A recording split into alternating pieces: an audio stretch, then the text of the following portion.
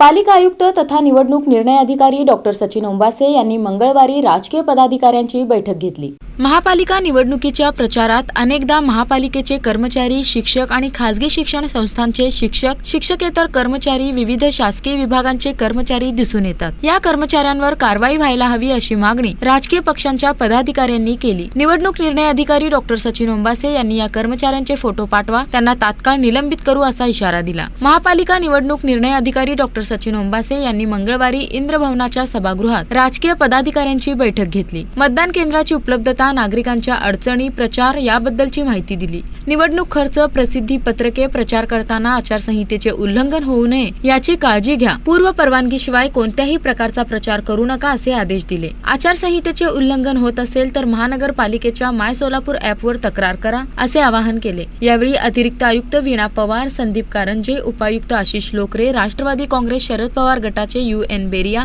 काँग्रेसचे संजय हेमगड्डी, रिपाईचे प्रदेशाध्यक्ष राजाभाऊ सरवदे, शिंदे सेनेचे जिल्हा प्रमुख अमोल शिंदे, MIMचे शौकत पठाण, माकपचे अनिल बासम, भाजपचे प्रवीण कांबळे, नागेश गंजी, आपचे जुबेर हिरापुरे, उद्धव सेनेचे महेश धाराशिवकर, बसपाचे शिलवंत काळे आदी उपस्थित होते। महानगरपालिका सार्वत्रिक निवडणूक संदर्भात महापालिका आयुक्तांनी आज सर्व पक्षाच्या प्रमुख नेत्यांची, इच्छुक उमेदवारांची बैठक बोलली होती। आज त्यांनी या बैठकीमध्ये जे काही मतदान केंद्र आहेत त्या संदर्भात ज्या काही तुम्हाला अडचणी आहेत, कारण मागं जे केंद्र होते त्याची संख्या किती बूथवर असणार आहे, 800 ते 900 मध्ये एका बूथची केंद्राची संख्या असणार आहे ही माहिती दिली। आणि त्या केंद्राची परिस्थिती काय हे तुम्ही उमेदवारांसुद्धा बघितलं पाहिजे, सर्व पक्षांनी बघितलं पाहिजे असं त्यांनी आम्हाला सांगितलं। आणि आज जे मुद्द्यावर चर्चा झालेली आहे, आयुक्तांनी शब्द दिला आहे की त्या सगळ्या मुद्द्या ट्रान्सपरन्स पद्धतीनं तुम्हाला बदल केलेल्या दिसतील। महापालिका सार्वत्रिक निवडणुकीसंदर्भात महापालिका आयुक्तांनी बैठक बोलवली। त्या बैठकीत सर्व पक्षाचे पदाधिकारी उपस्थित होते। अनेक सूचना, अनेक तक्रारी आम्ही आयुक्तांकडे केलेल्या आहेत। मतदान केंद्र असतं आहे, पण मतदाना दिवशी त्या केंद्रातली लाईट गेलेली असते, तिथली अवस्था प्रचंड वाईट झालेली असते।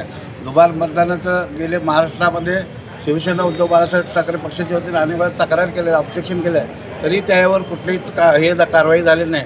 परंतु ह्या महाराष्ट्रातल्या निवडणूक आयोगावर आमच्या पक्षाचा नसून सर्व पक्षाचा कुणाचाही विश्वास राहिलेला निवडणूक आयोगावर। त्यामुळं येणाऱ्या काळामध्ये बघितला तुम्ही, पंढरपूरची निवडणूक होती, भालकेंच्या पत्नीचा चिन्हाच्या संदर्भात वाद घातला, या निवडणूक अधिकाऱ्यांनीच घातला की सत्ताधाऱ्यांच्या बाजूने रखेल असल्यासारखं निवडणूक आयोग वागत आहे। त्यामुळं आम्ही इथल्या भाजपला सोडून सर्व पक्ष एकत्र होऊन निवडणूक आयोगाच्या विरोधात तिथल्या अधिकारी जर गलतान कारभार करत असतील तर त्यांना झोडपून काढायचं काम आम्ही करू। त्या बैठकीमध्ये प्रामुख्याने 2 मुद्दे आम्ही या ठिकाणी त्यांना सांगितलेले आहेत। एक म्हणजे विनाकारण टेक्निकल ग्राउंडवर कोणाचाही अर्ज नामंजूर करू नये। बऱ्याच वेळा असं होतं की काहीतरी टेक्निकल ग्राउंड काढतात आणि मग त्याचा अर्ज नामंजूर होतं।